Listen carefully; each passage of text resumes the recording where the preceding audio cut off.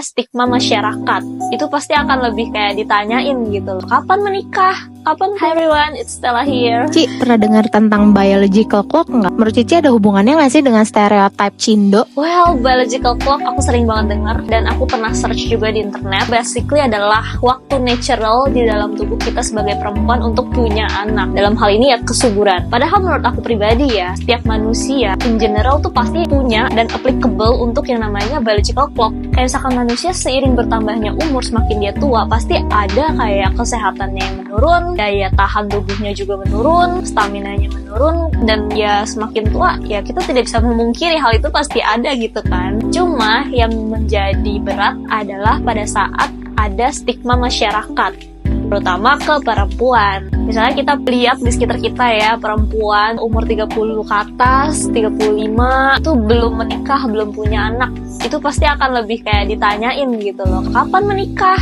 kapan punya anak, gak subur lagi loh, nanti makin tua makin susah punya anak loh, kan kayak gitu. Sedangkan kalau laki-laki stigmanya semakin di atas 30 tahun makin dianggap lebih mapan, lebih matang. Menurut aku sebenarnya stigma masyarakatnya itu sih yang jadi berat. Dan menanggapi hal itu, POV aku ya sebagai cewek 30 tahun belum married, menanggapi hal itu yang menurut aku biological clock itu memang satu hal yang perlu kita consider. Dalam artian secara medical ya, cewek yang umurnya di atas 30 tahun, 35 tahun, kesuburannya mungkin akan lebih menurun tingkat kesuburannya. Sebenarnya kalau kita lihat, bahkan aku punya temen juga yang usianya di atas 35 tahun masih bisa melahirkan, masih bisa punya anak, yang namanya rezeki, dan anak itu ya tetap Tuhan yang ngatur, tetap yang di atas yang mengatur. Seringkali keluarga atau teman itu tuh menanyakan hal seperti itu, yang mana sebenarnya mungkin mereka hanya mau basa-basi atau tidak ada maksud tertentu. Nah kan aku kalau ditanyain kayak gitu kadang-kadang jujur sebel sih, kan aku nggak selalu ada di mental state yang selalu happy. Nah, jadi kalau misalnya ditanya kayak gitu kadang-kadang lebih kayak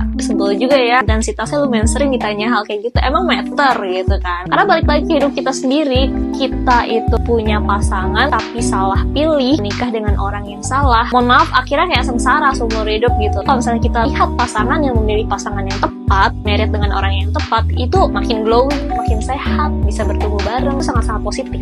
Perempuan zaman sekarang tuh sangat mudah untuk bisa berdaya, dalam artian dia mau kerja, dia mau bisnis, mau mempunyai kegiatan apapun, sangat punya opportunity untuk tidak bergantung 100% kepada laki-laki. Aku lebih prefer untuk punya destiny yang bisa aku achieve sendiri dalam hidup aku. Gimana caranya kita sebagai perempuan bisa punya independensi dan membangun future yang lebih baik untuk diri kita sendiri gitu minimal. Thank you.